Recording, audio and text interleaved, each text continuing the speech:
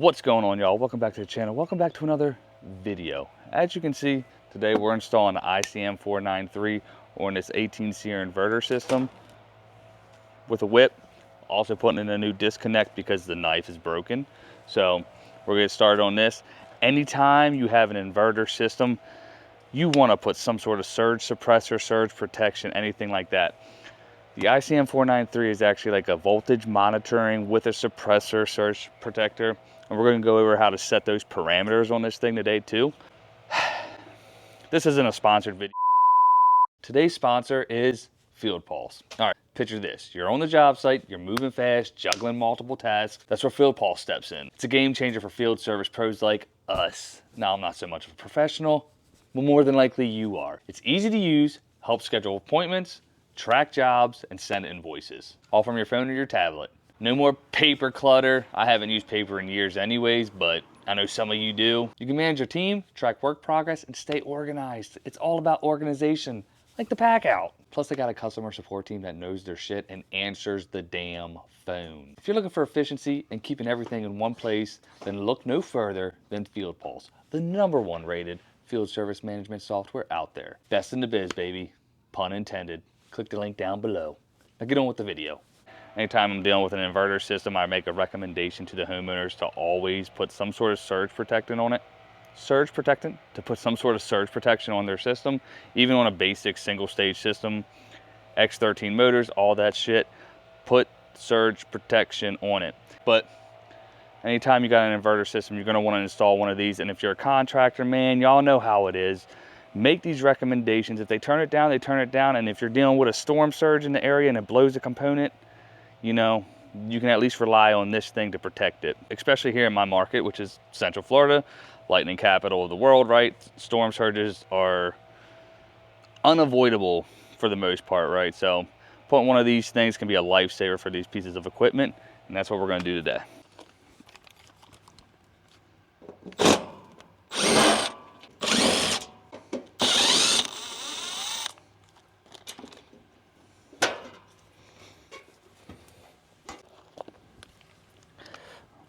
Always double check, you never knew.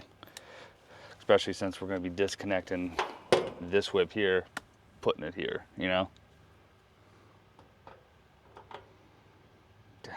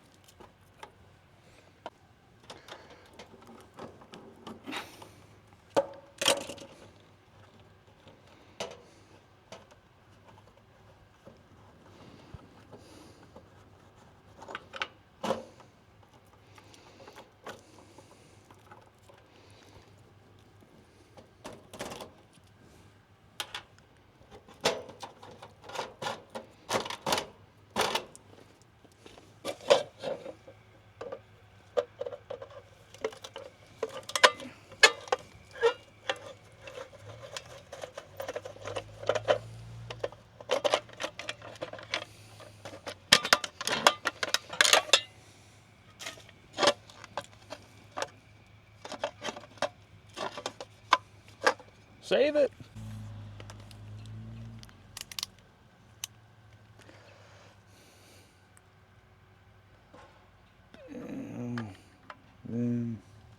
Make sure it's dead. It's dead. We'll just disconnect this whole dang thing and reinstall the new one. These damn cobalt cutters are freaking clutch, dude. Like, too freaking easy.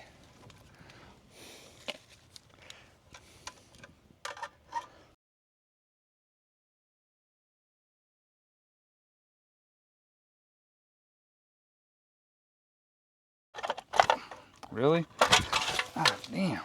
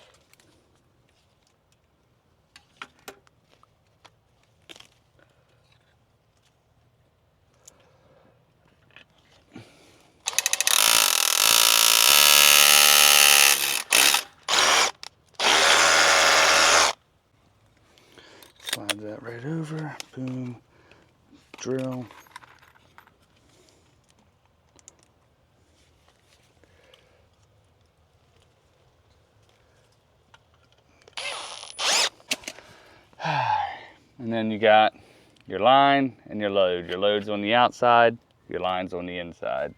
Your line is obviously what's coming in, your load is the equipment it's going to. So easy peasy. I'm gonna throw this in and we'll get started on that ICM. All right, got it unboxed. There's a screw right here. You take that screw out, right? You loosen up your little side panels here. This thing will fold right down, okay? Okay. There's a contactor right in there. This is our line side, and this is our load side. This is the side that's monitoring the voltage coming in to allow this contactor to close and then pass through and turn on our condenser. Basically, just take these two damn set screws out, man. Find where you're gonna mount it, get a nice spot.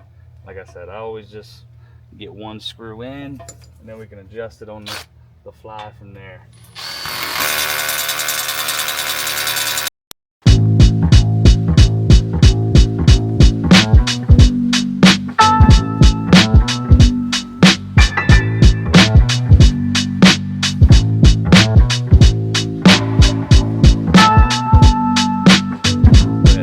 Cleaned out nice and secure. Put a bead of caulk around the top here. I'll do the same thing over there. I ended up running a new thermostat wire only because I was there, so why not do it? It was all brittle and shitty. Didn't run it all the way, it's just there, but newer. And then I taped it. So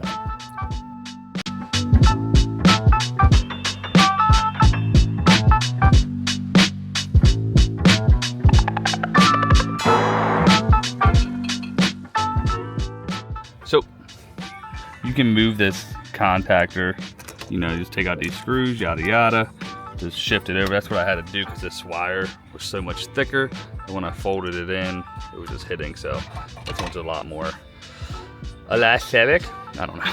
So we moved that, got it ran over, put some straps on this shit to make it look all pretty. But again, this is your line side and this is your load side. So the line is gonna monitor the voltage over here, make sure it is where it is, because again, we'll set the parameters inside of here and then it'll close this contactor to start.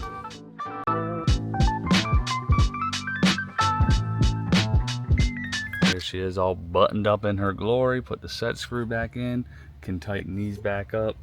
I'm gonna just wire this right into hither. Gonna find a way to make this look pretty from here to get over here. Like I said, I cut this, we'll make that right. So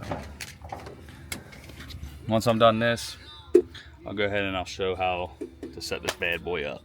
Huh? Sound good? Yeah? Yeah? Okay. You got to this point, I got this wired up in here.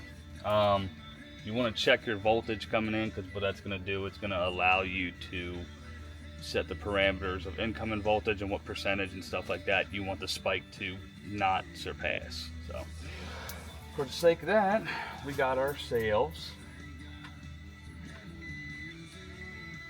We got 244.7, just say 245 for now, but 244.7. So I'm gonna kill power, flip this thing back closed, and then we'll start playing on the menu. Simply what we're gonna do is we're gonna go into the setup. We're gonna set it up for 240 volts because that's the type of system and appliance we have. We're gonna go over under percentage. I wanna take that down to 5%. What's that say, 30 seconds. I like the 90-second delay. You can go higher if you prefer.